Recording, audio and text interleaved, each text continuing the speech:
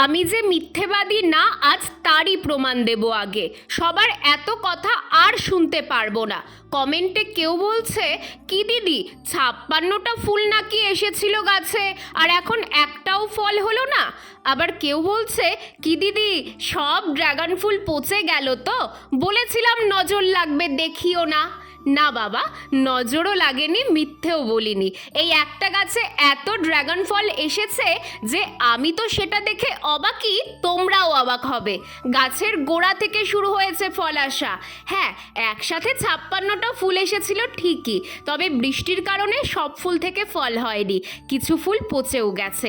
আচ্ছা চলো গোনা যাক, কতগুলো ফল হলো গাছে।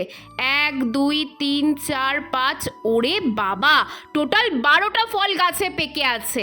আমার এই ছোট্ট ড্রাগন গাছে এত ফল আসার কিন্তু একটা সিক্রেট আছে, তোমরা কি সেটা জানতে চাও?